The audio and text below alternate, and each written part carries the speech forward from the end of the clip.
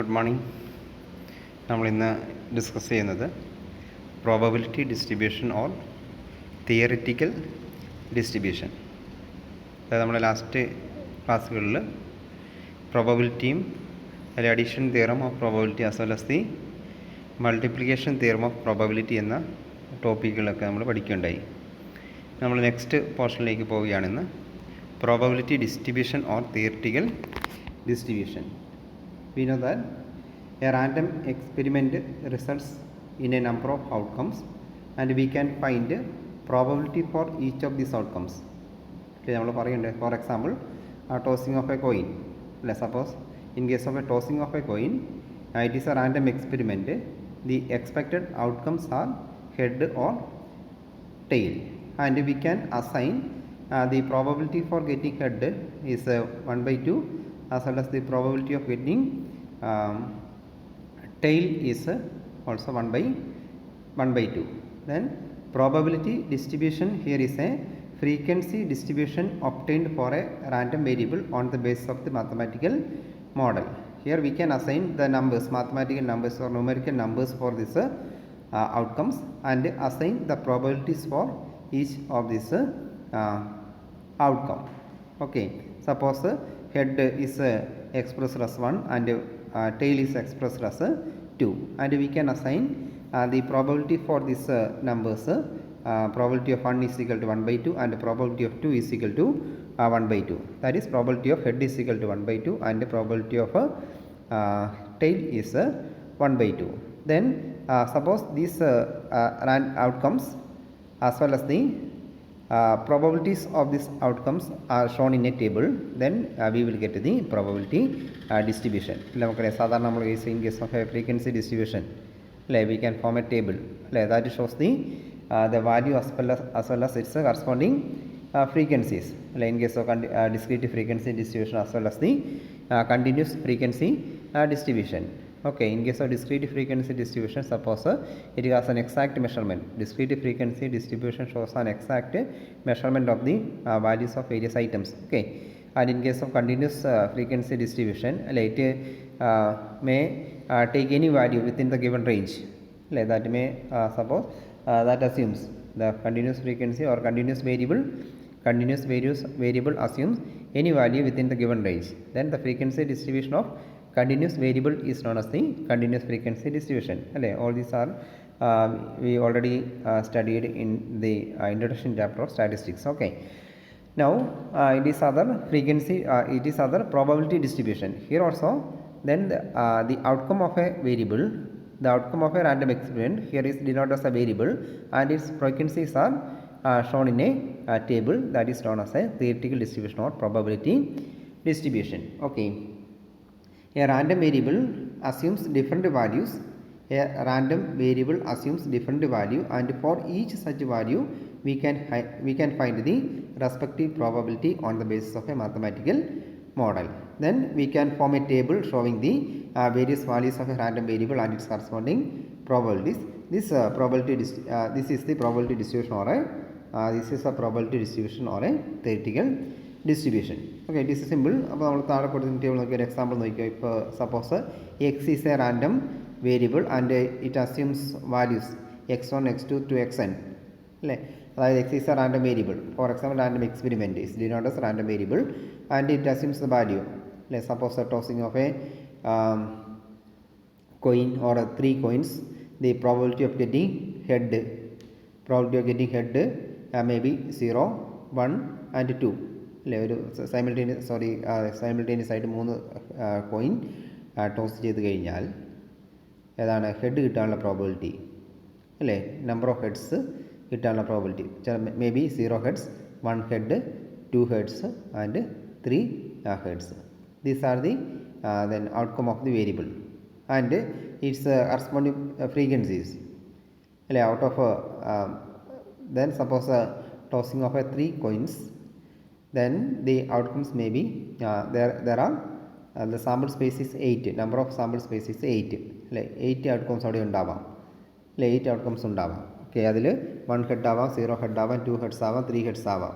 Okay, അപ്പോൾ അതിൽ നമുക്ക് എന്ത് ചെയ്യാം, the value and it's corresponding frequencies are shown in corresponding frequencies are the value and its corresponding probabilities are found in the probability distribution.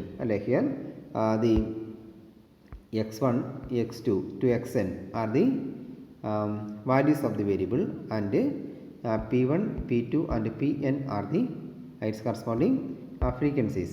Okay, the values are x1, x2, xn with the corresponding probabilities p1, p2, pn, then the probability distribution.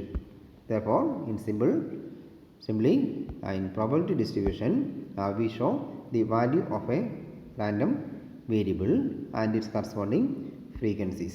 Let the value of a variable and its corresponding frequencies. Okay, in case of throwing of a die, in case of throwing of a die, the values may be x assumes the value 1, 2, 3, 4, 5 and 6. The outcomes may be any of these values.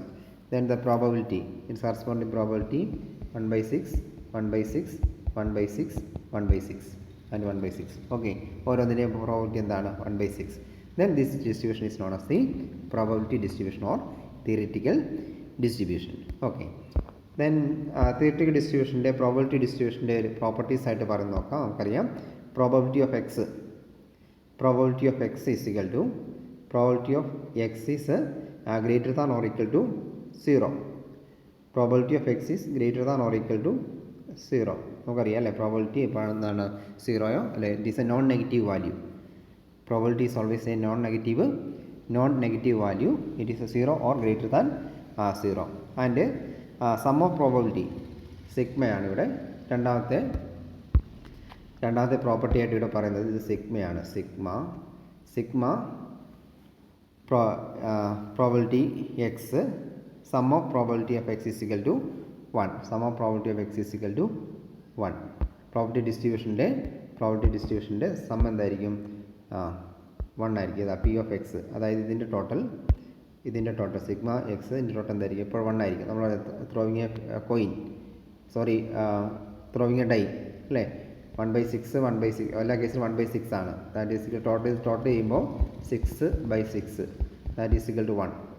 Okay, sum of sigma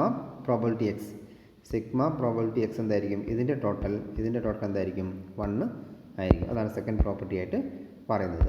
okay, and നമുക്ക് പഠിക്കാനുള്ളത് probability ഡിസ്ട്രിബ്യൂഷനിൽ 3 ഡിസ്ട്രിബ്യൂഷനാണ് നമുക്ക് പഠിക്കാനുള്ളത്. 3 ചാപ്റ്റേഴ്സായിട്ട് binomial distribution, Poisson distribution and normal distribution.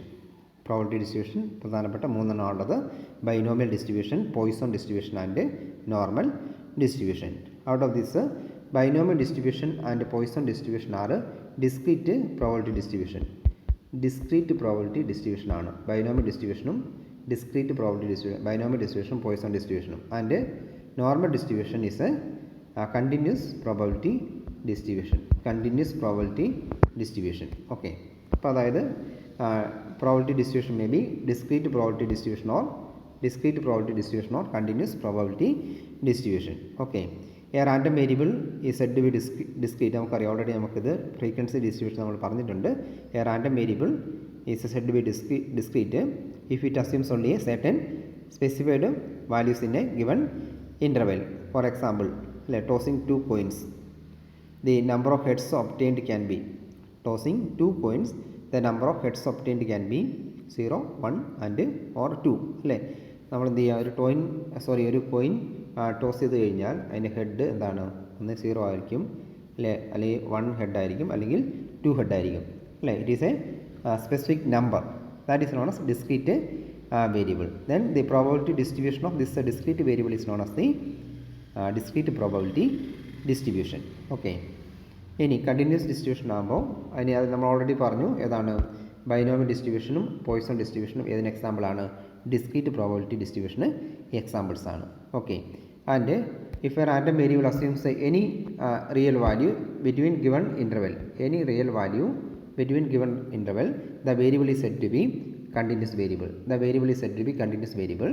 Then the probability distribution of the continuous variable is known as the continuous probability distribution. Suppose selecting a student out of 50 students in a class, the probability of getting or from a college, then the probability of getting the age of the student is above 20, below 30. Okay, that means that assumes any given value, that assumes any value within the given range of 20 to 30, അല്ലെങ്കിൽ ഇതാണ് 15 to 25. Okay, that is type of variable is known as the continuous variable. അല്ലെ, നമ്മൾ age, height ഒക്കെ നമ്മൾ ഇത് പറഞ്ഞിട്ടുണ്ട്, continuous വേരിയബിളിൻ്റെ examples ആണ്. Then the probability distribution of this continuous variable is known as the continuous probability distribution. Okay, so here the normal distribution is the examples of continuous probability distribution. അപ്പോൾ probability distribution രണ്ട് രീതിയിലുണ്ട്. ഒന്ന് continuous probability ഡിസ്ട്രിബ്യൂഷനും അതുപോലെ discrete probability ഡിസ്ട്രിബ്യൂഷനും. നമ്മൾ ആദ്യം പറഞ്ഞത് discrete probability ഡിസ്ട്രിബ്യൂഷനാണ്. Binomial ഡിസ്ട്രിബ്യൂഷനും പോയിസൺ ഡിസ്ട്രിബ്യൂഷനുമാണ് ഇത് ഡിസ്ക്രീറ്റ് പ്രോബബിലിറ്റി ഡിസ്ട്രിബ്യൂഷന് എക്സാമ്പിൾ. ബൈനോമിയൽ ഡിസ്ട്രിബ്യൂഷനും പോയിസൺ ഡിസ്ട്രിബ്യൂഷനും ഡിസ്ക്രീറ്റ് പ്രോബബിലിറ്റി ഡിസ്ട്രിബ്യൂഷൻ എക്സാമ്പിളാണ്.